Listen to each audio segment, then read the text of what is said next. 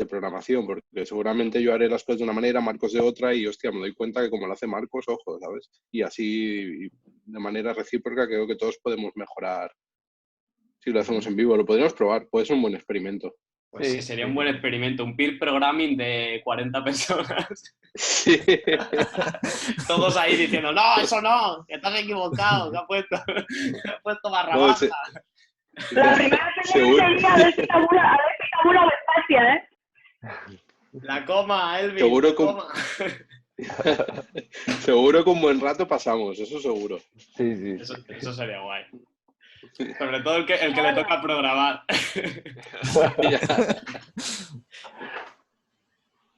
A ver, ya está. Sí, Cuando queráis. Dale. Vale. ¿Está Pues Eva nada, ya? A ver, sí, ya he mirado a ver si está. Vale, vale. Gracias. Vale, pues empiezo ya. No sé, es que esto es un poco raro. Estoy compartiendo la pantalla, pero yo solo veo esto, así que... Se ve bien, se ve bien. Vale. Sí, se ve. Vale, pues es que va muy lento, ¿eh? A ver, no sé cómo será, pero bueno. Para los que no me conozcáis, soy Ushue y para poner un poco esto en contexto, yo soy graduada en Bioquímica y Biología Molecular, Bioinformática, cambié a Bioinformática luego en el máster y el año pasado hice un posgrado en Data Science y Big Data y ahora actualmente soy bioinformática para el servicio de neurología del Hospital del Mar. Que aprovecho ahora ya que estamos todos aquí escuchando para dar las gracias a todos mis compañeros médicos que son todos que están haciendo guardias y todo ahora ahí a tope en urgencias. Y nosotros aquí en casita todos muy bien, así que eso. Y nada, yo básicamente lo que hago es monto una base de datos poblacional. En mi día a día monto pues modelos clínico-genéticos, analizo datos para los médicos, pues lo que necesitan y básicamente pues eso, si a alguien le interesa, pues y no tiene nada que hacer en todo el día, me puede escribir y podemos hablar sobre esto todo lo que queráis. Pero bueno, no es la cosa hoy. Hoy, con la ayuda de Jordi, que está por ahí, que córtame cuando quieras si ves que meto la gamba, y después con Elvin, que son mis compañeros de iSaturdays, vamos a hacer una intro a SQL y no SQL. Y yo voy a hacer la parte de SQL, que es la que más manejo. Entonces, la primera parte va a ser un poco como para poner en contexto esto y una comparación. Entonces, pues eso, SQL y no SQL. Primero, para poder empezar a meternos en estos dos tipos de programas. No, nada. Yo vale. pregunto, no lo sé. ¿Eh? Que cuando entro yo, pregunto. Pues cuando veas no SQL es tu turno. Hasta entonces... Aquí lo veo ya. No, esto lo voy a explicar yo. Si quieres cortarme Vale. para cualquier cosa, guay. Esto, pero bueno, a ver si... Vaya. Vale, pues eso. Sí. Primero tendremos que entender un poco, para poder entender la diferencia entre estas dos herramientas, la diferencia entre las bases de datos relacionales y las no relacionales. Entonces, las bases de datos relacionales son, yo creo que más conocidas, o por lo menos para mí eran, que son pues, las típicas tablas con sus columnas y sus filas, y podemos tener una base de datos compuesta por distintas tablas que estén relacionadas, por ejemplo, pues en este ejemplo que veis, todas son sobre, bueno, lo he hecho el ejemplo por hacerlo de algo sobre compras. Entonces, la base de datos entera podría ser la base de datos de una tienda y tendríamos distintas tablas en las que se guarda la información, por ejemplo, de los empleados, el registro de las ventas, información sobre los productos, clientes o las entregas que se hagan. Entonces tenemos ahí ordenada para cada instancia que se haga una fila y en columnas pues la distinta información. Esto sería, creo que es bastante fácil de entender. Luego en la otra parte de las bases de datos no relacionales, utilizando la analogía de Jordi, que me ha explicado antes él, sería como imaginaos una estantería en la que tuviésemos en cada balda ordenados pues, los videojuegos, los libros, en otra los juegos de mesa, así, y entonces en cada, o sea, no es tan estructurado, o sea, no es tan inflexible, o sea, tiene como más flexibilidad porque en cada balda puede haber distinto número de videojuegos o de juegos de mesa y se puede ir ampliando. Bueno, ahora os enseñaré en la siguiente diapositiva, no me he explicado nada bien, pero vamos. Las bases de datos no relacionales están basadas en archivos tipo JSON, en la que, bueno, he hecho yo un ejemplo así un poco tonto como para compararlo, en la que la información está guardada así como con las tags y luego pueden ser listas o solo strings o numéricas o lo que sea. Entonces, bueno, así un poco como más ampliado, ¿no? Luego cada tag puede tener más de un registro también. Sí, Entonces, sí, merci, Jordi. Las bases de datos no relacionales, si vuelves para atrás igual en la estantería, rápido. Sí, aquí. Sí, vale, explícalo tú mejor. Básicamente, las bases de datos no relacionales trabajan con colecciones, que serían agrupaciones de elementos de las mismas características, y a partir de ahí, cada elemento, pues, sería una temática, se podría decir, como decías, los videojuegos, películas o lo que sea, y dentro de las películas, por ejemplo, puedes tener distintos tipos de objetos. Podrían ser los DVDs, libros de películas, etcétera, etcétera, etcétera. Entonces, permite la clasificación no solo de texto, como en la base de datos tradicional tenías, sino también de distinto tipo de contenido. Podría ser audio, podría ser vídeo, podría ser texto, etcétera, dentro de un mismo campo. Ya estaría. Vale, entonces... dentro de las listas que tenías, los distintos tipos de objetos que vas almacenando dentro de la base de datos. Aquí. Y aquí lo que podemos ver es que podemos conectar todas las tablas con algunos de los campos, que eso es importante, tener un esquema para saber cómo poder llegar a toda la información de todas las tablas, que veremos luego cómo es útil para ir conectando las tablas. En este caso no hace falta un esquema porque está todo en los archivos. O sea, no es... Bueno, yo después explicarlo. Bueno, Elvin, sí, eso. Sí, no, o sea, realmente las bases de datos no relacionales, bueno, es que la diferencia principal es que en las SQL, por ejemplo, el esquema lo tienes que definir de entrada, ¿no? Y es como un requisito primordial. En las no relacionales realmente también tienes que definir un esquema, porque tú tienes que encontrar la manera de cómo vas a relacionar los diferentes tipos de documentos. Lo que pasa es algo que, bueno, es algo que tienes que pensar previamente, que no está tan... ¿cómo decirlo? O sea, al final tú tienes que definir la llave de valor en las SQL y en las no SQL no lo tienes que definir de entrada, pero realmente sí que lo tienes que hacer, porque si no, no vas a poder relacionar los diferentes tipos de documentos. Por ejemplo, en el carrito de la compra, el ejemplo típico, si yo tengo un usuario, la colección de usuarios, por ejemplo, un usuario en concreto tendrá un ID. Entonces, si este usuario está realizando una compra, y esta compra como tal irá a una colección que será compras, pero yo tengo que tener la manera de relacionar de que esta compra la ha hecho tal usuario. Por lo tanto, por ejemplo, en el objeto de compras yo voy a incluir también el ID del usuario. Entonces, de esta manera estaríamos relacionando, que en este caso sería un one-to-one, que evidentemente, bueno, por simplificar el ejemplo, pero no tiene sentido.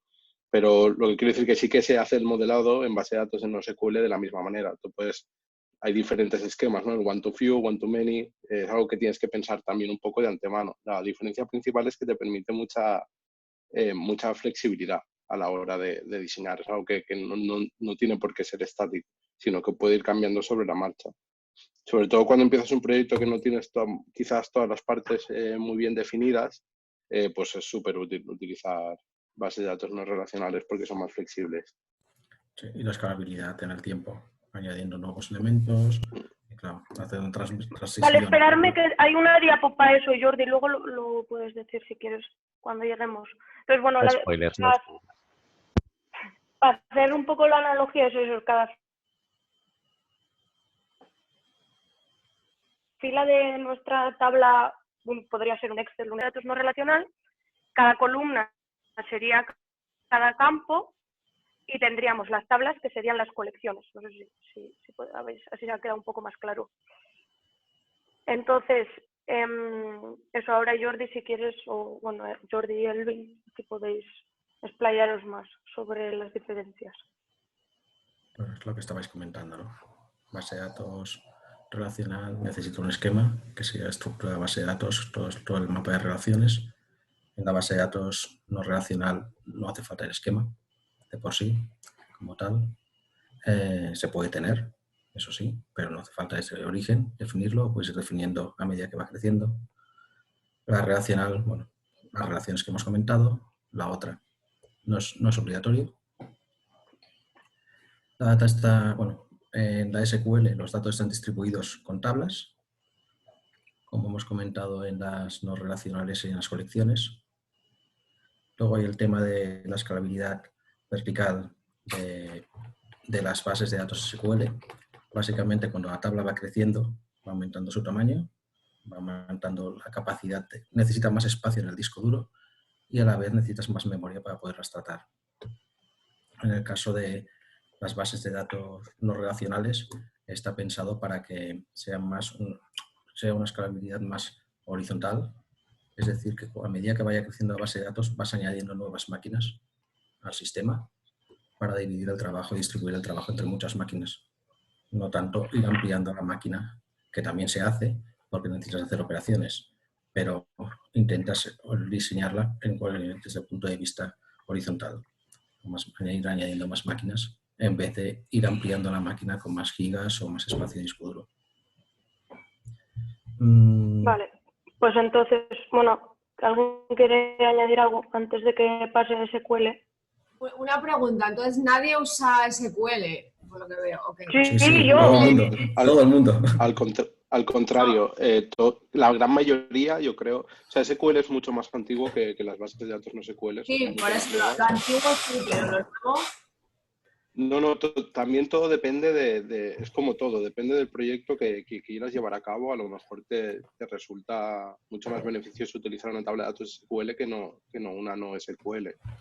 Por ejemplo, en el mundo de data, yo, por ejemplo, en el campo que estoy de Data Engineering, reinan las tablas SQL y todavía a día de hoy.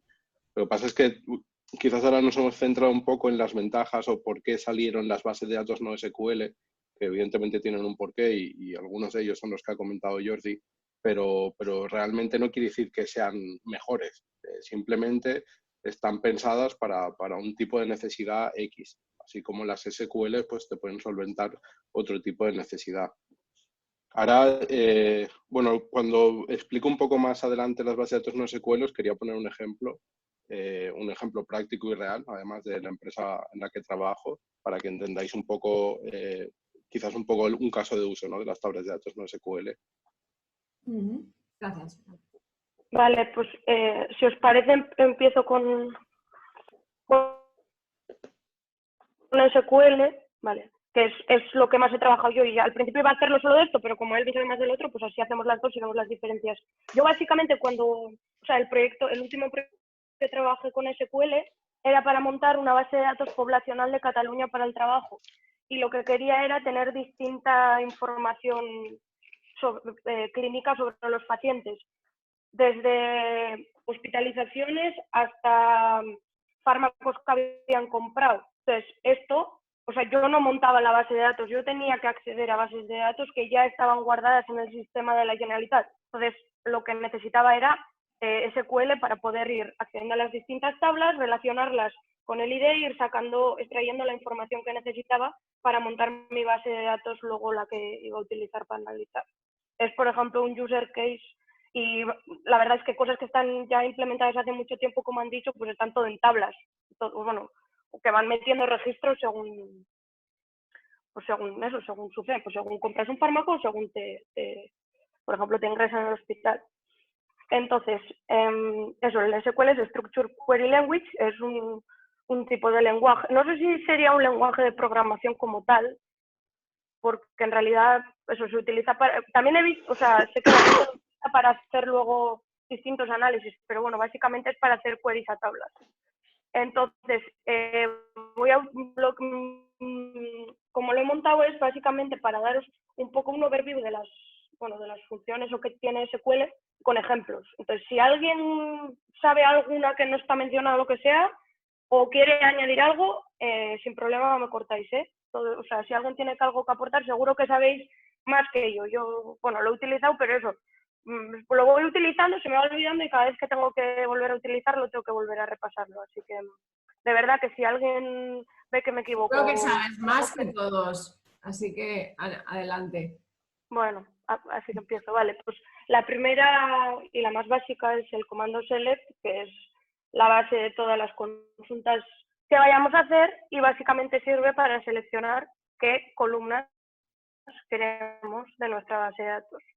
A la vez que esto, para hacer una primera query bastante simple, necesitamos la función from, que es para decir de qué tablas queremos consultar las columnas que hemos especificado en el select. Para que lo veáis en un ejemplo, por ejemplo, en el select le decimos qué columnas queremos coger, que serían, yo quiero tener una tabla final en la que tenga 3 columnas, el ID del cliente con su nombre y su apellido. Entonces le digo, pues select, ID de cliente, nombre y apellido, que estos tienen que ser los nombres de la columna tal cual están, o sea, es importante, que es lo que decía antes, tener el esquema de la tabla, porque si no, no vas a poder acceder a la tabla si no te sabes el nombre de la columna. Y si pones en vez de ID barra baja cliente, cliente barra baja ID, no lo vas a capturar jamás. Entonces eso. Y le tienes que poner from, ¿de qué tabla? Y es de la tabla clientes, que se llama, bueno, yo la llamo así. Entonces lo que conseguiré, o el output que tendré, será una tabla con todas las rows y 3 columnas, y de cliente, nombre y apellido. Entonces, otra cosa muy útil que se suele hacer es utilizar el asterisco para seleccionar toda una tabla. En este caso igual no tiene mucho sentido porque ya tienes la tabla de origen, pero bueno, que os quedéis con eso, que lo que hace es el asterisco te devuelve todas las columnas. Entonces, para seguir un poco, bueno, en este caso eso te darían la tabla completa. Una cosa muy útil para hacer, yo lo suelo utilizar para hacer comprobaciones sobre la marcha, en plan, para ver pues, si lo que iba consiguiendo iba sobre lo esperado, porque a veces no podía visualizar la tabla entera ya que tenía igual 1.000.000 de filas. Entonces, bueno, pues se pueden hacer funciones agregadas básicas como el count, que te dice el número de filas totales sobre la consulta que hagas, el mínimo de una columna, el máximo, el sumatorio y la media, que eso solo para columnas numéricas. Entonces es que es súper simple. Por ejemplo, si quisiésemos saber cuántas filas tiene nuestra tabla clientes, pues hacemos un select count de todo y nos dará pues el número de filas. Al final sería un número. Yo que sé, por ejemplo, si queremos saber la media de... Es que estoy viendo que está escribiendo la gente, pero no sé si puedo ir... A ver, ¿alguien puede confirmar que el esquema es...? Bueno, o sea, todo. Tienes que conocer bien la tabla, qué columnas tiene y también cómo se relaciona con las otras. O sea, tener como un overview general. Normalmente, sí, bueno, en mi caso, por ejemplo, ya tenía como un manual en el que tenía un poco las directrices, pero luego hay un trabajo enorme previo a empezar a hacer esto de meterte y conocer bien la base de datos que vas a utilizar. Sí, sí. No sé si respondo a la pregunta. Creo que la pregunta, si no he entendido mal, porque claro, creo que hemos mencionado esquema, ¿no? Con 2 sentidos diferentes, no sé si va por ahí la pregunta. Normalmente cuando hablamos de esquemas se refiere al esquema de la tabla en sí. O sea, por ejemplo, de diseñar las columnas, los campos que va a tener y qué tipo de datos van a ser. Luego también a veces, o sea, lo más común es referirte a esquema a esto. Luego también cuando hablas de diseños de bases de datos, que es lo que me refería antes, también a veces se utiliza esquema. Pero al final estamos hablando del diseño de la base de datos en sí. Los esquemas de relación en ese sentido serían. No sé si iba por ahí la pregunta.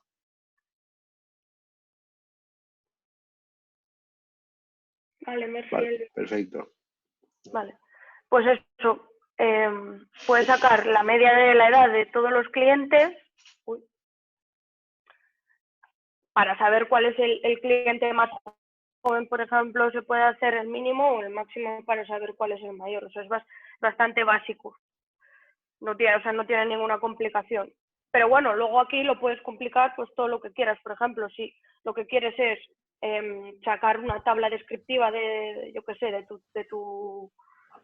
tu base de clientes, pues puedes hacer esto y aquí entra lo que sería el as para renombrar como columna lo que le estamos pidiendo a la query. Y en este caso, tenemos un select count para saber el total, como os he explicado antes, y lo podemos guardar como total clientes. El mínimo para saber cuál es el cliente más joven, el máximo como el cliente más mayor y la media de edad de nuestros clientes.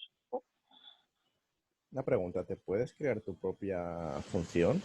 Así como si fuese max o min, pero una tuya. Sí. Sí, luego, claro, luego puedes hacer todas las movidas que tú quieras. Pues con el... no sé si he puesto luego un ejemplo al final, pero sí, o sea, esto lo puedes complicar hasta hacer una query o con cosas de todo lo largo que quieras. Luego creo que se puede hacer length también, igual. Si lo que te refieres es hacer igual, quieres saber, yo qué sé, en vez de la media, la mediana o algo así, ¿no? O yo qué sé, o algo así. Sí, diferentes cosas. Pero, Sí, yo creo que sí que ¿tú se puede. te referías, Marcos, a si te puedes inventar tú la propia función para luego Sí, ejecutarla como en la una query? lambda, una lambda en Python, por ejemplo. No que yo sepa. Sí, Lambda sí se como puede. tal, ¿no? No, Sí, sí, no, no lo sé, ¿eh? sí se puede creando procedimimientos almacenados donde tiene su propio lenguaje de programación en el cual tú puedes definir las funciones que tú quieras. Yo Yo conocí no lo he los hecho nunca, triggers pero... que puedes hacer, si quieres una columna donde te quieres ir a una operación en concreto, sí que haces que automáticamente la base de datos ejecute unas funciones concretas para hacer los cálculos y lo ponga el valor dentro de la columna. También una versión simplificada de procedimientos son las UDFs, las User Defined Functions, que luego puedes utilizar aquí igualmente en las queries. Pero eso ya son elementos un pelín más avanzados, que ahora mismo creo que no competen. Yo, por ejemplo, lo que sí que hacía era pues multiplicar por 100 o dividir entre 100 si eran, yo qué sé, para pasar de decimales a no sé qué. Eso es bastante básico, o sea, creo que es asterisco 100 o bueno, esas cosas sí. Pero luego ya funciones en plan complejas yo no lo he hecho nunca y no sé.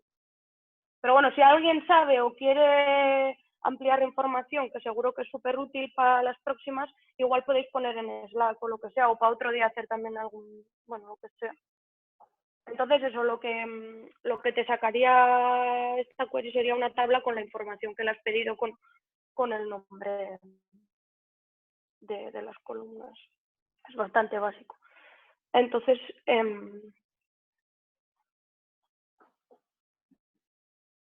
vale. Merci Agustín, también que han mandado un link. Bueno, la siguiente función que es útil es el where para filtrar. O sea, básicamente tú sobre una columna pues puedes ir filtrando con unas condiciones. ¿Eso por qué me da error el pasar? Bueno, total, que lo que puedes hacer, si quieres, por ejemplo, coger solo los mayores de 18, pues pones, seleccionas las columnas que quieres, de qué tabla, y en el where le pones de las tablas que has hecho select, en cuál quieres y qué condición. Entonces, esto lo que te da, básicamente, es una tabla solo con las filas que cumplan con el where. Entonces tendrás aquí esto, y tendrás el ID de cliente, y la edad, bueno, el nombre en este caso. Otra cosa que es bastante útil, bueno, yo lo usaba, es el order by, que es, pues le dices tú por qué columna quieres ordenar la tabla. Y lo que sí que tiene dos parámetros, que es si quieres ascendente o descendente. Entonces, en este caso, siguiendo con la query anterior, por ejemplo, si le decimos que nos lo ordene por ID, pues lo que nos saca es esta tabla. Pone pues, por ID, también con el filtro de la edad. Ushue, ¿qué? todos estos comandos, ¿tiene un terminal el SQL para hacer todos estos queries? Por ejemplo, yo, bueno, yo es que claro, no lo he hecho nunca, o sea, yo lo hacía desde Python, me conectaba con un paquete y pegaba la query, o sea, montaba la query y luego directamente me sacaba un data frame. Y luego en otro sitio lo que tenía era como desde la terminal directamente iba montando, bueno. Está bien, pero entonces Python tiene un import donde vos podés acceder desde el código, el script clásico de Python, podés acceder a todo esto. Yo, por ejemplo, tenía tenía montada una cosa que hacía las llamadas a la base de datos, que lo hacía con MySQL, que es como una de las herramientas que que funciona con SQL, y el paquete era PyMySQL, pero directamente me lo sacaba como data frame. Ah, está bien, está bien. Sí, Ponía como en este comillas caso, la query sí. tal cual. Si puedo añadir algo, yo he utilizado también con No me Python y normalmente lo hacía con SQL Alchemy, que bueno, es un ORM que bueno, es para eso, para coger la query, puedes hacer dev session, execute, y dentro de los paréntesis le metes la query esta, tal cual, select from tal, y directamente te va a devolver el objeto, pero te lo devuelve en formato Python. O sea, normalmente no te lo devuelven en formato de base de datos, sino en un formato Python, leíble para Python, digamos.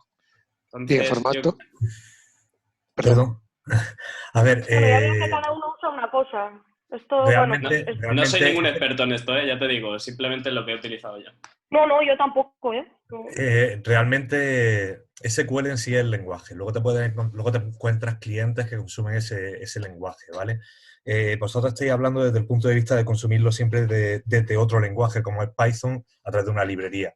Si se utiliza, por ejemplo, Oracle o MySQL o otros clientes que hay, PostgreSQL, sí tienen una barra de comandos, ¿no?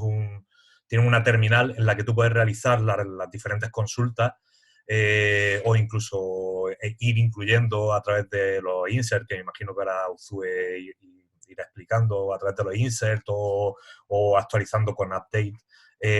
Directamente sobre la propia consola. O sea, esto ya depende del cliente que esto esté utilizando. O sea, que sí existen clientes, pues ya te digo, como los que he comentado, que utilizando el lenguaje SQL te permiten pues modificar, actualizar o crear bases de datos. No sé si he resuelto tu duda. Por aquí han puesto varios, en los comentarios han puesto Workbench, yo he utilizado MySQL Workbench, después está The Beaver y SQL Pro, y supongo que habrá muchos más. No, esos ya son clientes gráficos. La gran mayoría de los que habéis dicho son clientes gráficos, pero clientes de consola también existen. O sea, por ejemplo, Oracle tiene su propio cliente de consola. Sí, y directamente con el paquete MySQL también por el terminal me he conectado directamente. Sí. Te metes a la base de datos y puedes hacer una query allí y ya está. Claro. Sí. Genial, muchas gracias, Lolo. Gracias. De nada. ¿Alguien más quiere decir algo? Bueno, yo básicamente, o sea, esto es como un overview sobre SQL, o sea, el lenguaje en sí. Luego, como lo uses con todas las movidas estas que habéis dicho, yo lo he utilizado desde Python y desde Dataiku, que es otra herramienta, bueno, que era o sea, me obligaban a hacerlo desde allí y yo lo que hacía era conectarme a la terminal y lo hacía directamente. Pero bueno, sigo. Entonces, ¿dónde me he quedado? Eso, que puedes hacer un order by, le pones la columna que quieres y si quieres ascendente, descendiente o lo que sea y te da la tabla pues ordenada. Luego en este caso lo mismo por edad, pues te coge la columna edad y te ordena las filas según la columna que le hayas dicho tú.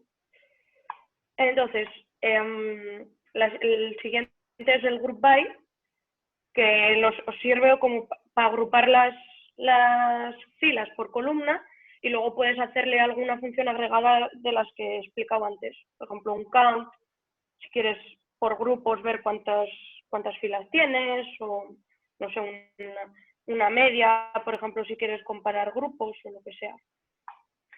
Entonces, pues eso es lo que os decía. Pues, puedes hacer, por ejemplo, un count por ID de cliente para saber cada cliente cuántas cosas ha comprado. Por ejemplo, quieres saber cuál es el cliente que más cosas te compra.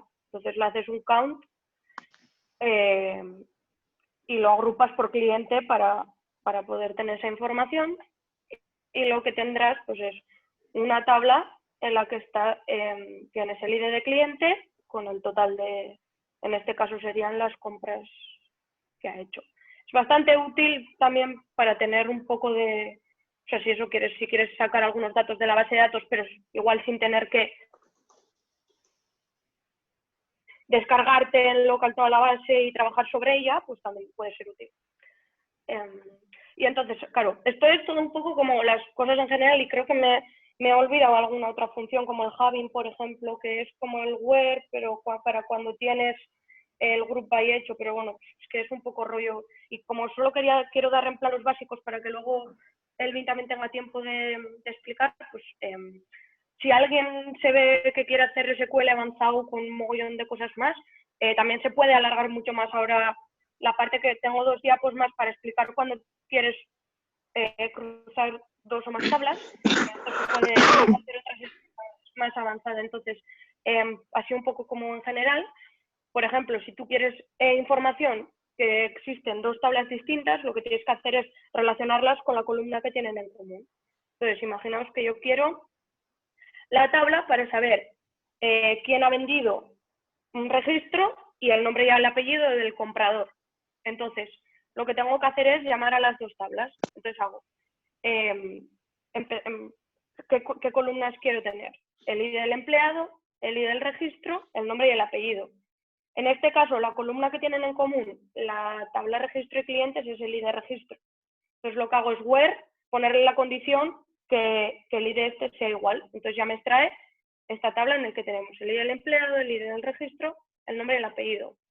No sé si entendéis la dinámica de ir cruzando las tablas para extraer la información. Entonces esto todavía se puede complicar más y es cuando entran las joins, que es una de las cosas más útiles de SQL, los joins. Lo que pasa que es bastante difícil de dominar y yo la verdad que cada vez que tengo que hacer un join tengo que irme a mirar oh, no se ha pegado la imagen. Ay, no se ve. Bueno, pues es esta la imagen que os quería enseñar. ¿La veis? Que alguien me diga que sí o que no. Sí, se ve. Vale. Sí, se ve. Entonces, es súper útil y no sé por qué, no se puede ver, pero bueno, ay, se ha muerto. Bueno, pues no sé, eso. Ay. No.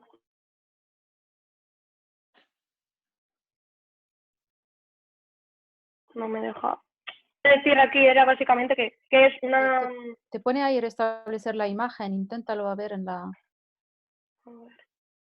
Es que creo que se ha colgado. Pero bueno, básicamente el join es una de las cosas más poderosas del SQL y básicamente lo que es llamas a las 2 tablas y le dices el tipo de join que le quieres hacer y sobre qué columna, o sea, la columna que comparten las dos tablas y entonces ya puedes hacer, es como un recorte de tabla, entonces solo las que estén en común, yo que sé, entre la A y la B, solo las que estén en A pero no en B.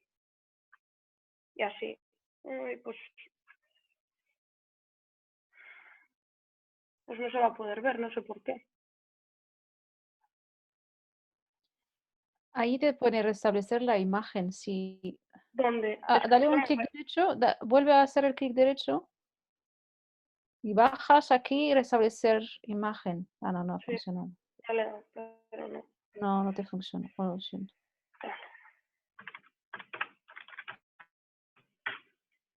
Quizás no reconozca el formato de la imagen. Bueno, básicamente es esto. Ay, lo veis, ¿no? Es esta. O sea, que puedes hacer distintos tipos de joins, depende de lo que necesites. No, me está preguntando algo. Vale, sí, ya lo ha mandado Agustín, merci. Pues básicamente eso era lo que os quería contar, así como en general. No sé si alguien quiere preguntar algo, porque ya vamos un poco tarde, para que le dé tiempo a ver bien.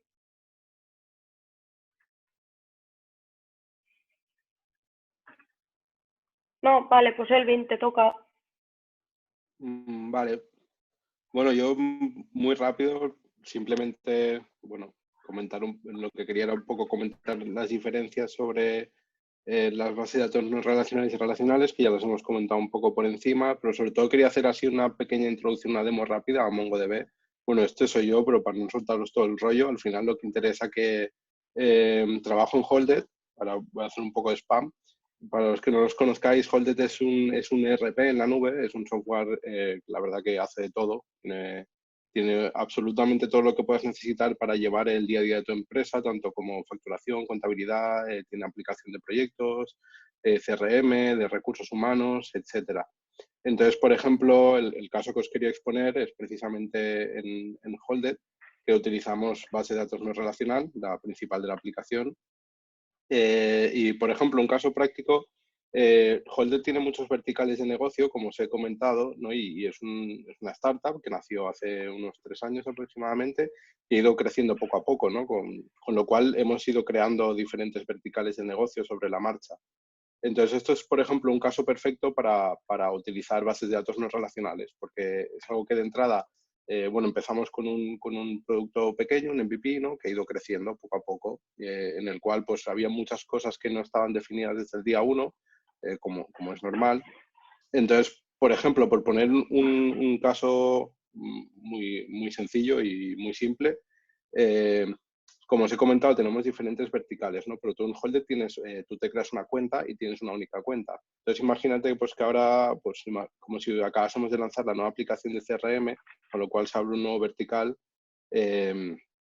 Entonces, a lo mejor, por poner un ejemplo, no quiere decir que lo hagamos así, de hecho no lo hacemos así, pero imagínate que tú configuras tu CRM y es como si toda la configuración básica del CRM la queremos incluir en la colección de usuarios, en tu propia cuenta. Claro, esto es un campo nuevo, o sea, es como si abriríamos dentro de la colección de usuarios CRM y ahí con la configuración básica.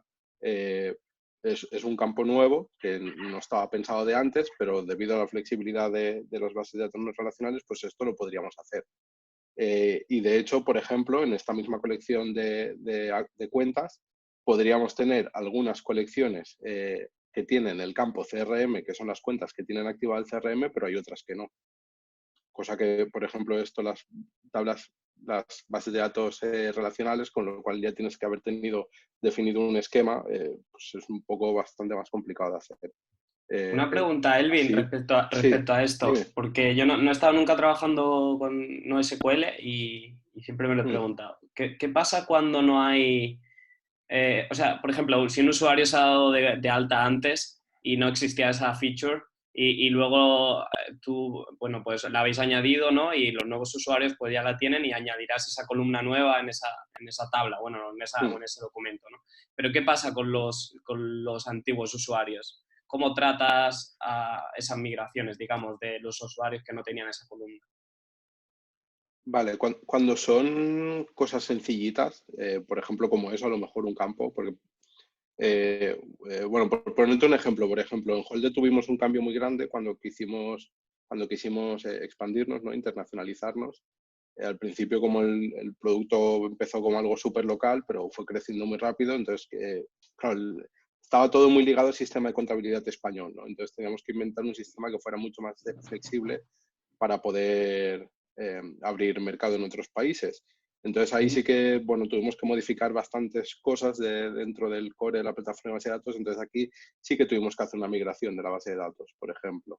Pero en el caso que comentabas tú, que a lo mejor es un solo campo que se ve afectado, simplemente es algo que tú a la hora de programar tienes que tener en cuenta. Tienes que tener en cuenta que vas a tener documentos que son legacy, entonces en el código siempre tienes que pensar en ese tipo de casuísticas.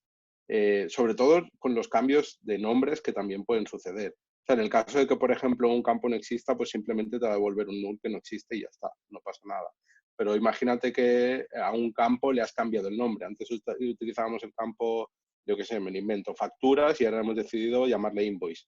Claro, aquí es donde ahí sí que puedes tener conflicto y puedes hacer que si esta casuística no la tienes en cuenta en tu propia aplicación, pues puede hacer que crashee.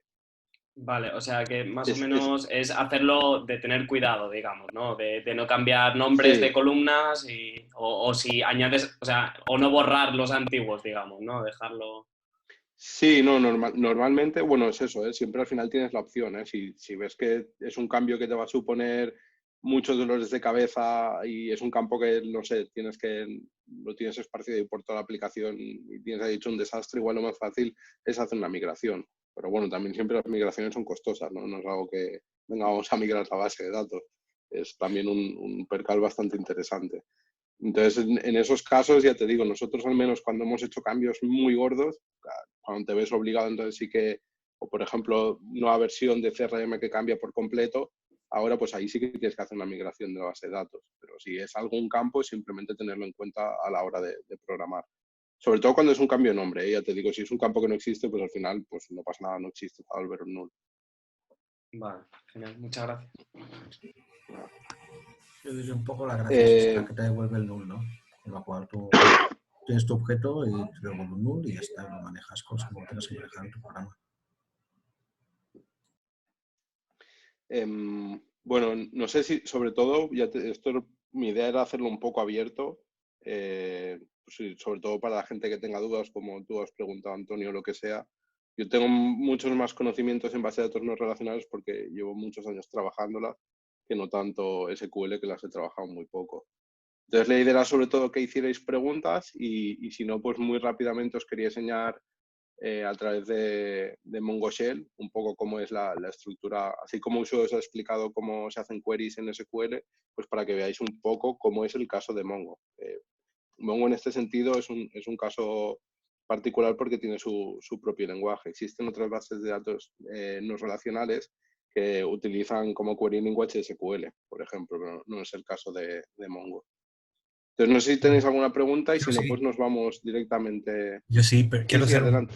No quiero tampoco que. Quiero que sea pregunta un tanto escueta, ¿vale?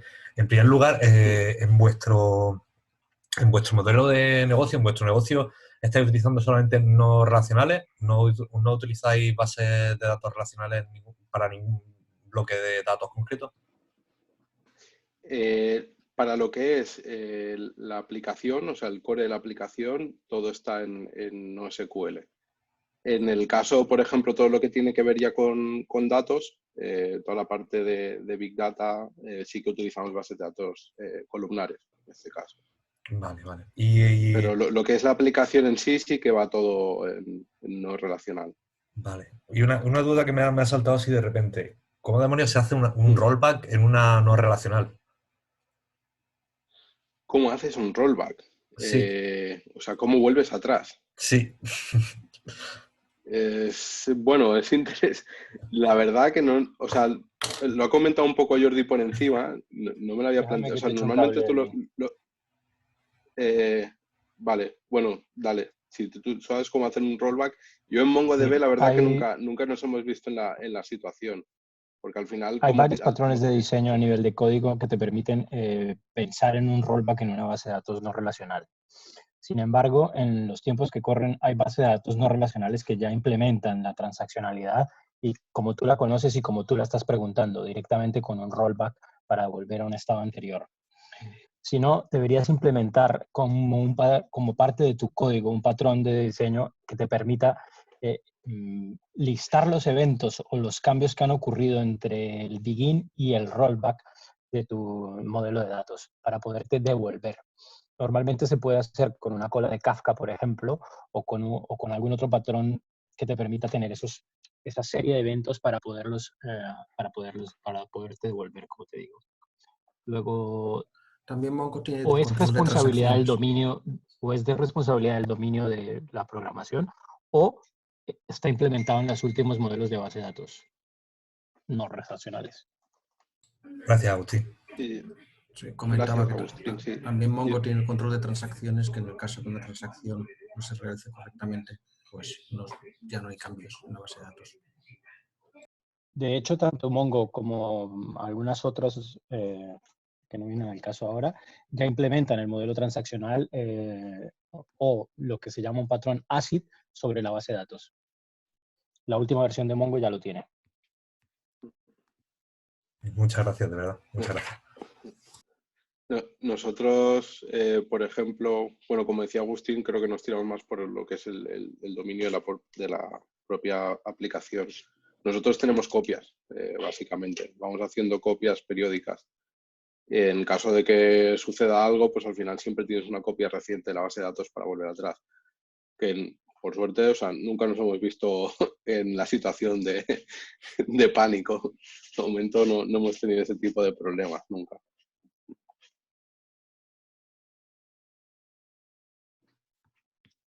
¿Alguna pregunta más? Si no, si nadie tiene ninguna pregunta, doy paso. O sea, vamos a la parte práctica. Sí, yo creo que estamos todos deseando. Sí. Bueno, va a ser muy sencillita también por tiempo, pero bueno, ya voy a compartir pantalla, a ver si puedo.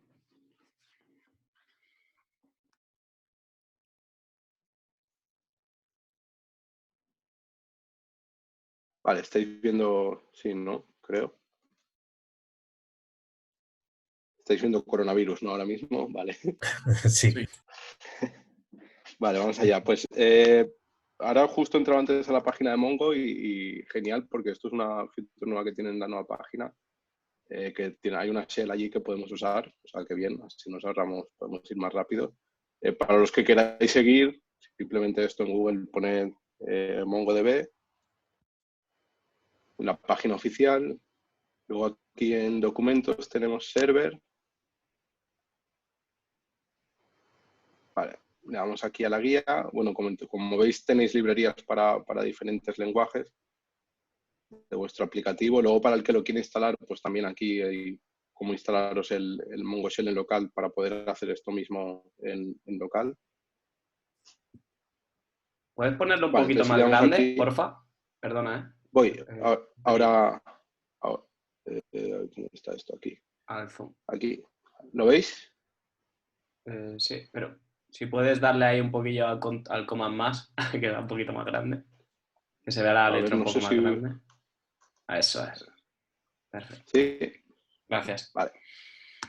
Vale, aquí ahora mismo tenemos un Mongo Shell. Esto si lo tuvierais instalado en local, simplemente en el terminal con typear Mongo, ya se os abriría un Mongo Shell. Y aquí básicamente podemos escribir JavaScript. Entonces, por ejemplo, para empezar, ahora empezamos de cero, podemos hacer el comando para ver qué base de datos tenemos es showdbs. Aquí nos pone las bases de datos que tenemos ahora mismo. Si queremos usar una base de datos diferente, o sea, cualquiera de ellas de las que nos listan aquí o una que no esté con el comando use, podemos hacerlo. Bueno, vamos a poner... ¿Ves? Y ahora si ponemos db, estamos en la base de datos db.example. Luego también para mirar las colecciones que tenemos dentro de la base de datos, podemos hacer lo mismo, show collections, que en este caso no hay ninguna. Vamos a crear una, podemos hacer db.create collection y si no me equivoco esto era así, ponemos users. Tengo un typo.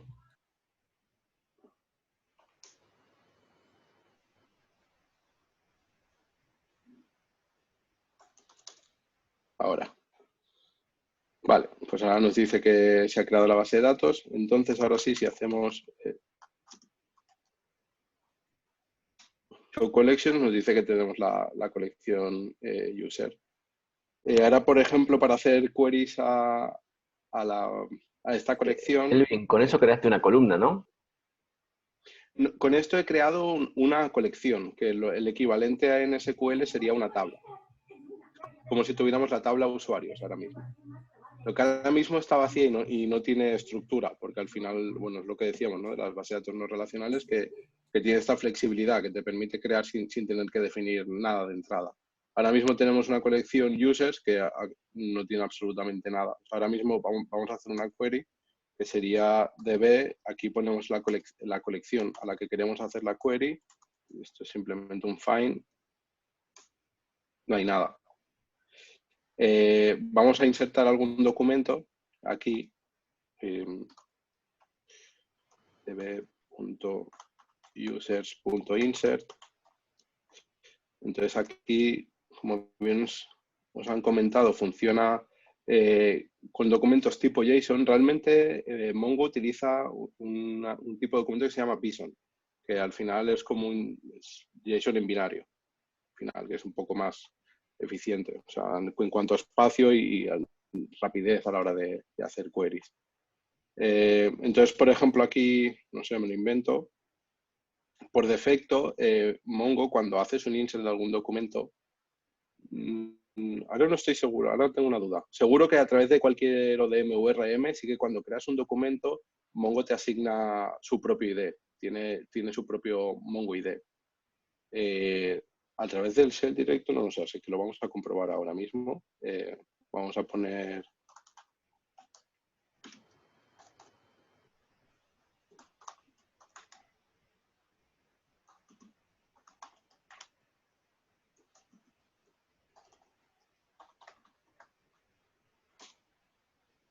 Vale, ahora nos dice que se ha insertado.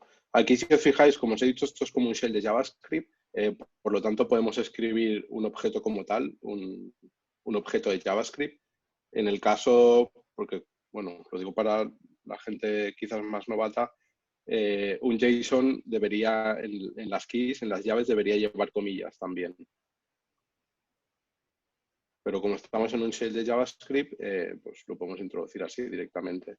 Entonces, ahora sí hacemos el find.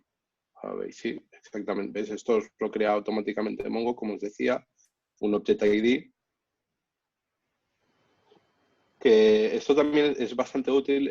Bueno, ahora de memoria no me lo sé, pero esto, si no recuerdo mal, tiene un largo de 24 caracteres y está compuesto por diferentes cosas que entre ellos tiene un timestamp dentro escondido. O sea, si buscáis, por ejemplo, si queréis saber en qué fecha se creó este objeto, en Google, si pones MongoID Converter o algo así, seguro que os sale el primer resultado. Introducís este ID y os da la fecha exacta, es como si fuera un timestamp, la fecha en la que se creó este documento. A veces cuando te toca hacer un poco de detective, de investigación, cuando hay algún bug o algo en la plataforma, pues es bastante útil. ¿Qué más? Luego, los comandos siguientes así fáciles, ¿qué hora es? ¿Cómo vamos de tiempo? Casi las 9 ya. Bueno, hemos hecho un insert, un find, luego tenemos el update. Podemos updatear este mismo documento. Tenemos que identificarlo con algún campo y luego hacer el update. Podemos hacer un update one, update many también.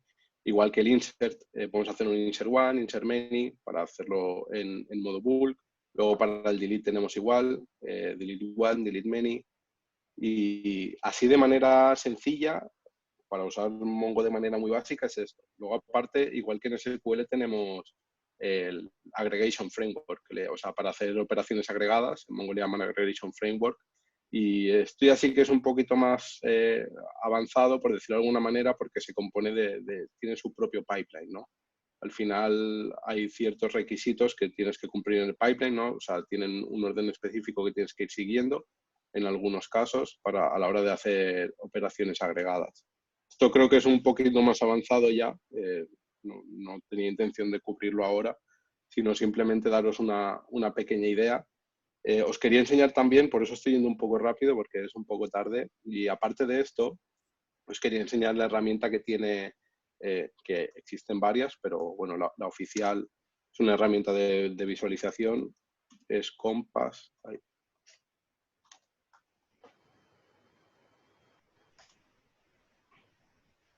Vale, yo también uso Studio 3D o RoboMongo también es otra que es bastante buena. Esta es la oficial, que os la podéis descargar por aquí en la página de Mongo, en algún sitio. Vamos a ver si le da. Normalmente se abre de seguida. Las cosas del directo que ahora le da por tardar. Vale. Bueno, aquí por defecto la conexión de Mongo es en el puerto 27017. Entonces yo ahora aquí simplemente esto es una herramienta de visualización gráfica. Todo lo que podemos ver aquí, lo que sí que esto te da un extra de información visual quizás más útil, pero básicamente todo lo que podemos hacer en un shell lo podemos hacer aquí también. Me voy a conectar a mi base de datos en local. No sé lo que tengo, seguramente tendré mucha porquería. Y por enseñaros así muy rápido, estas son las bases de datos que tengo ahora mismo creadas en local. Si, por ejemplo, entro a esta base de datos, como veis, tengo dos colecciones, que estos serían tablas. Tengo el cart, que si le damos aquí, este sería el documento. No sé si tengo alguna base. Sí, aquí, por ejemplo, hay más cosas. En esta base de datos, en la colección grades, Pues como veis aquí tengo más documentos creados. En esta pestaña, bueno, podemos ver tener una visualización rápida de los documentos. Aquí rápido podemos hacer queries de la misma manera que lo estábamos haciendo allí. Aquí, bueno, por defecto aquí podemos hacer finds y, por ejemplo, pues ponemos student alice, string si acaso. Nada, si hacemos un find, pues lo veremos aquí. Lo puedes ver también, tienes la visualización en tabla, que también es útil para la gente que viene más de SQL, ¿no? Para quizás les es más familiar verlo de esta manera y así también se puede ver el equivalente. Eso está muy bien porque aquí te permite analizar los esquemas. Bueno, ahora mismo tenemos una query hecha, pero si quieres analizar un poco qué hay dentro de tu colección, vamos a hacer otra vez.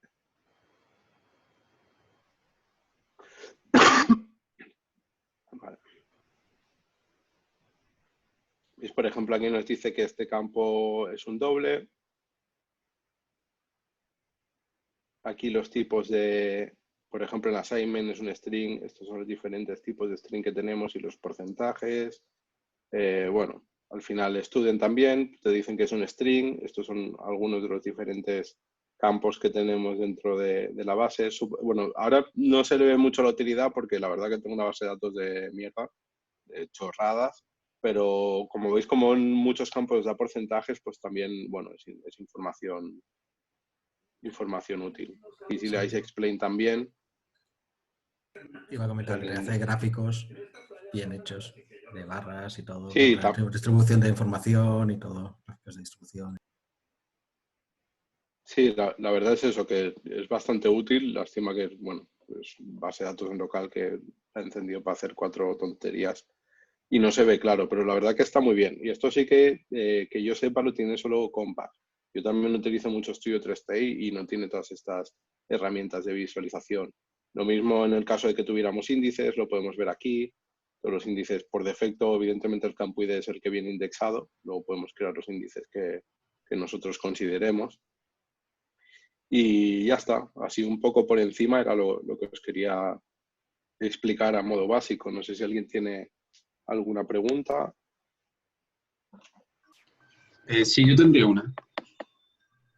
Se me escucha, ¿no?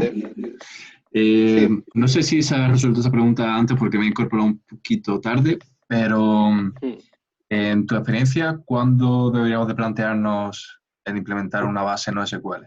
Porque digamos que lo que más establecido está ahí fuera es las relacionales. Entonces, no sé si es cuando ya el esquema es muy complejo, por tema de rendimiento, ¿cuándo te planteas implementar un Mongo o alguna otra? Vale, yo por tema de rendimiento, ahí, bueno, igual me estoy metiendo en un berenjenal porque realmente no tengo datos para poder demostrarlo. Pero sí que, por ejemplo, con las bases de datos columnares ahora son mucho más rápidas que las relacionales bajo la poca experiencia que tengo en este campo. Repito, he trabajado mucho más con no relacionales. Para mí, bajo mi experiencia, el factor determinante sería la naturaleza del propio problema o de la propia aplicación que tú quieres desarrollar. No sé si estabas cuando estaba explicando el caso práctico, ¿no? de la empresa para la que trabajo, que creo que realmente es un caso idóneo en el cual puedes utilizar la base de datos no relacional. Si me puedes decir, solo por saber si lo has escuchado, para no repetir lo mismo, y si no te lo explico así muy rápido. Sí, lo escuché. Vale. No, pues entonces, dime. Sí, que no sabía si era algo de vuestro ámbito o por el tipo de datos que manejáis, necesitáis tirar porque era a lo mejor muy pesados o no sé. No, por el tipo de datos no. Ya te digo, es básicamente sobre todo depende del proyecto. Te digo, o sea, yo evidentemente, claro, de manera subjetiva estoy acostumbrado bastante más a trabajar con bases de datos no relacionales y a mí me gusta, por ejemplo, trabajar con ellas. Yo seguramente si tuviera que empezar un proyecto yo y de manera totalmente subjetiva, pues sería una opción primaria, seguramente. En el caso de que realmente vea que no tenga ningún sentido, ¿no? O que sea algo muy sencillo. Pero sí que estoy acostumbrado a trabajar con este tipo de flexibilidad, ¿no? Que te permiten este tipo de base de datos y en cierto modo te da cierto aire. Lo que también hay que ser consciente de que, como decían, ¿no? En Spiderman, un gran poder conlleva una gran responsabilidad. El tener tanta flexibilidad también te puede meter en más de un marrón y en más de alguna complicación si no piensas las cosas de antemano. A veces el que sea tan flexible, por un lado, puede llegar a ser contraproducente, ¿no? Es algo que se tiene que tener en cuenta si quieres utilizar una base de datos no relacionales de antemano. Muy bien, gracias. Sí, y un comentario también. Perdona. Sí. No, sobre el uso, quería comentar también, igual si te remontas a los orígenes, creo que esto lo diseñaron gente que era de DoubleClick, que era una empresa de anuncios que necesitaba reportar, bueno, posteriormente la compró Google, esta empresa, que era para anuncios en páginas web. Necesitaban un alto volumen había mucha gente que consumía el anuncio en un momento determinado y necesitaban toda esta rapidez de uso, con lo cual utilizan este tipo de base de datos. También hay Netflix que utiliza este tipo de base de datos, que es por el tipo de volumen, es vídeo lo que almacenan, y también hay muchísimo consumo, con lo cual esto permite la distribución de los datos en muchos servidores también. Y bueno, Twitter también es otra que también por alta cantidad de consumo también lo utilizan. Entonces, claro, si tus datos van a ser una tabla normal con clientes, vete a SQL. Ahora, si te vas a unos consumos grandes y va a crecer mucho, pues, o prevés que vaya a crecer mucho tu aplicación, pues entonces puedes pensar en migrar en algo de esto. Pero igual podrías migrar, iniciar SQL y posteriormente ya migrar. Qué fácil es Hola. decirlo de migrar, ¿eh? Un par de cositas más. No sé si me escucháis. Sí, José Luis, sí, justo te estaba escribiendo perdona, ahora que si podías decirlo por el micro la pregunta. Sí, no, iba a comentar un poco sobre esto de cuándo elegir unas y otras. Yo creo que una cosa que me parece que nos ha comentado y me parece, no sé, interesante mencionar es que las bases de datos SQL básicamente son todas muy parecidas. Son bases de datos SQL y hacen básicamente lo mismo.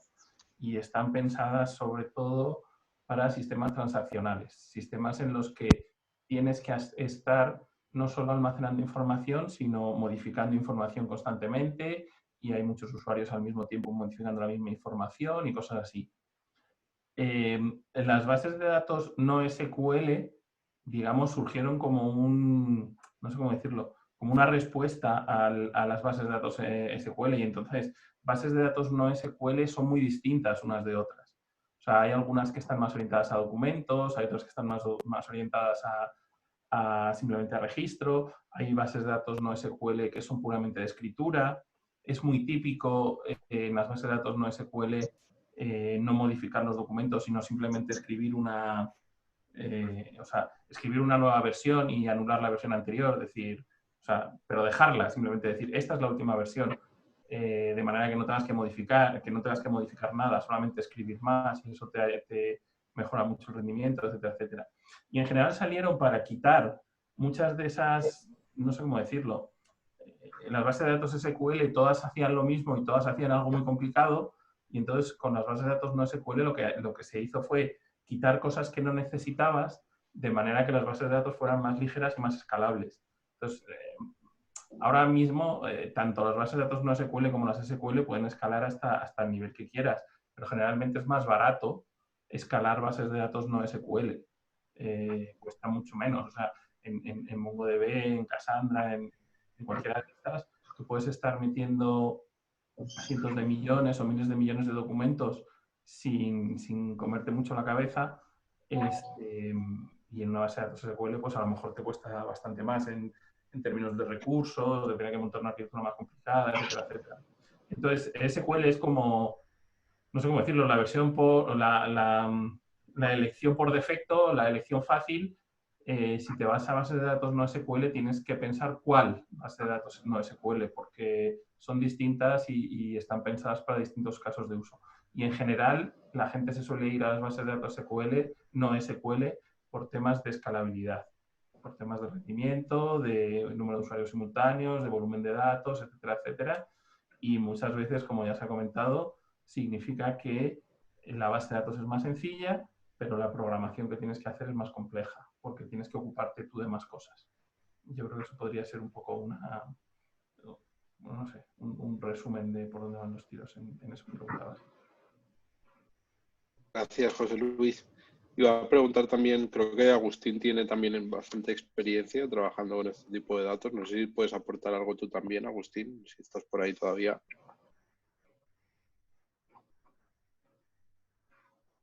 Sí, estoy totalmente de acuerdo.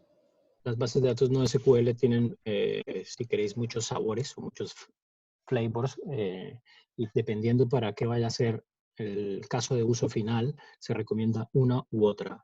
Tienen diferencias en el patrón de acceso, tienen diferencias en el volumen, tienen diferencias en la accesibilidad, en la durabilidad, en la consistencia, y en realidad se encajan dentro de una cosa que se llama el teorema CAP, que os recomiendo le deis un repaso. Allí podéis encontrar por qué unas bases de datos se inscriben en unas secciones del teorema y por qué otras se inscriben en otras secciones. Dependiendo del problema que estéis tratando de solucionar, iréis más por una u otra. Mongo es una de ellas, pero cualquier otra base de datos no SQL os puede servir dependiendo de lo que estéis tratando de hacer. Exacto, Mongo es un auténtico no SQL documental, precisamente. Gracias, Agustín, por la aportación. Bueno, no sé, yo si no tenéis ninguna pregunta, por mi parte es todo. No sé si alguien quiere preguntar algo o aportar algo más. Súper bienvenido, creo que está haciendo súper interesante las aportaciones que están habiendo. Sí, la verdad es que está muy guay. No sé si alguien más quiere aportar algo y si... Nada, solo iba a decir una cosa, que comentabas lo del teorema CAP. Estaba buscando el enlace, ahora cuando lo encuentre lo pongo. Tengo por ahí un artículo yo publicado precisamente sobre el teorema CAP. Y bueno, está en inglés, pero bueno, si lo queréis leer, ahora busco el enlace y lo pongo por ahí, donde lo explico un poquito y bueno, no solo lo explico, sino algunos comentarios. Genial.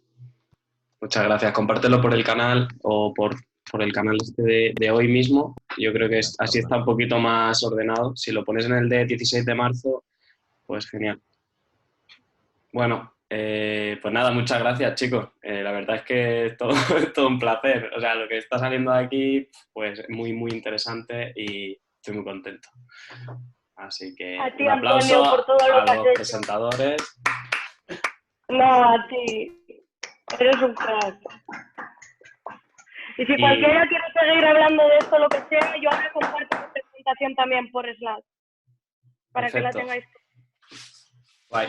He grabado esta sí. Tengo que decir, Marcos, lo siento mucho, pero la primera parte no la he grabado, tío. La he dejado, estaba a la mitad. Te lo juro que se me ha pasado, tío. La mejor presentación, que era la de Marcos hablando, con voz de presentador de radio, y será... Con voz de podcaster profesional. Sí, sí. Joder, madre mía. Bueno, pero no volverá a pasar. Bueno, sí, a lo mejor sí, pero hago lo que puedo. Bueno, pues nada, lo dejamos aquí si queréis y mañana nos vemos. Si queréis proponer charlas y tal, que más de una persona me ha preguntado, a partir del sábado creo que está todo bastante libre, así que a partir del sábado podéis preguntar, o sea, podéis proponerme lo que queráis y lo miramos. O sea, ningún problema. ¿Un calendario o así que Sí, sea sí, no sé si habrá alguna manera más eficiente que lo que he hecho yo, seguro que sí, porque yo he puesto simplemente ahí una chincheta con todo escrito. Si queréis podemos hacer un calendario con las charlas o algo así para estar más organizados. o un no sé. Excel, no sé. O un Excel, no sé o... Sí. qué herramientas hay, seguramente hay alguna. O incluso un Google Calendar también y así podemos ir teniendo todos el calendario y lo podemos agregar. Vale, bueno, vale, Gracias a todos. A modo reminder, aportaciones y todo. A modo reminder, mañana hay de 7 a 9 igual que siempre, lo único que hay una charla aparte de 6 a 8, que es de arquitectura hexagonal, que es un meetup. O sea, no es aquí en este Zoom, sino lo darán en un meetup en este link. El que esté interesado, pues he puesto el link ahí. Y luego de 7 a 9, en principio no. José Luis y Andrés, no sé si están por ahí. José Luis sí que sí, pero Andrés no. En principio de 7 a 9, pues darán charla de Julia. Sí, estoy aquí, Antonio, perdona, que no tenía el micro conectado. Ah, vale, perfecto. Hola, Andrés. Buenas. Pues nada, mañana de 7 a 9, ¿no? Igual. No sé cómo os queréis repartir. Si quién quiere a las 7 y quién quiere a las 8. La pregunta es rápida. Lo mío va a ser teórico. Quiero decir, se va a ver código y tal, pero que no vamos a tocar. Entonces, igual primero lo teórico, José Luis, no sé qué vas a hacer tú. ¿Lo tuyo va a ser práctico o...? Yo tenía pensado un poco mitad y mitad. O sea, sí quería hacer un poco de una parte un poquito práctica y tal. Vale. Pues, pero bueno, primero sí. quería contar unas cuantas cosas. Si quieres, Quizá la mía es una charla de 1 hora. La mía es una charla de 1 hora clavada. Entonces, igual, si entras tú después, por el que se quiera quedar o alargarse. Vale, sin problema. Porque las cosas de código van, ya sabemos todos cómo van. Que al final la gente si se alarga lo que sea, o si hay preguntas, o si no funciona, o cualquier cosa. Genial. Una cosita solo. Hay un canal que dice 17 de marzo Java. Sí, hay que cambiarlo. ¿Cómo lo bautizamos? Yo creo que podríamos hacer un canal por cada charla y ya está. Si partiéndonos el cerebro. Hacemos uno que sea 17 de marzo Julia, 17 de marzo no sé qué, y así. Yo creo que igual es más fácil. Perfecto. Lo digo porque es que quería poner ahí algunas cositas por si alguien quiere ir haciendo lo que voy a ir haciendo al mismo tiempo. Voy a dejar ahí el enlace para instalarse Julia y por si alguien quiere mirar un poco lo que sea. Entonces... Vale, perfecto. Tenerlo ahí. Vale, voy a hacer una de 17 de marzo que sea... ¿Lo otro cómo lo bautizamos? ¿GAN? GAN, sí, yo creo que sí. Guay. Yo creo que más o menos el que... Ahí va. A ver, para los que estáis aquí un poco para hacer publi, va a ir desde cero a... En plan, que voy a tocar toda la teoría, pero va a ser súper interactivo y va a ser sencillo. O sea, no voy a pegar la chapa con teoría matemática, ¿sabes? Va a ser guay. Digo, por si pensáis que va a ser chapaza por el hecho de que es todo teoría, que no, que va a estar bien. 130 ya somos, ¿eh? Qué guay. Chicos, muy guay. Lo estoy pasando en grande. Bueno, pues nada, mañana nos vemos. Antonio, eres ahora un... Mueves masas, macho, desde casa. Que mueves masas desde el sillón de tu... Yo creo que he dado ahí con el punto clave, que es que estábamos todos aquí haciendo el friki y no nos conocíamos entre nosotros. Y hemos dicho, venga, vaya. Porque somos todos unos putos ellos rata, ya lo sabes. Ya, tío. Tal cual. Pero bueno, muy bien. Pues nada, eso, que para tema de cursos y tal, voy a intentar hablar con una chica que conozco de Amazon Web Services, que trabaja en Amazon Web Services, a ver si quiere ayudarme el viernes con la charla y a ver si cuela. Y bueno, si no, pues si alguien sabe de Amazon Web Services y quiere echarme una mano, porque voy a tener poco tiempo esta semana para preparar, pues que me escriba. Bueno, y si no, pues nada, me la juego. Nos damos un paseo por Amazon y lo vemos todos, que algo sé. Sí, bueno, si lo haces ahí al momento tampoco pasa nada. Sí, ya previsaré algo. y nada, que nada, seguimos hablando por el general y por cursos y tal, y si queréis hacer más cursos o lo que sea, me lo decís por privado o en el canal y ya está, ¿vale? Nos vemos mañana. Keep Vale, safe. pues, ánimo a todos. Eso, ánimo. Gracias, chao. Chao. Chao. Adeu.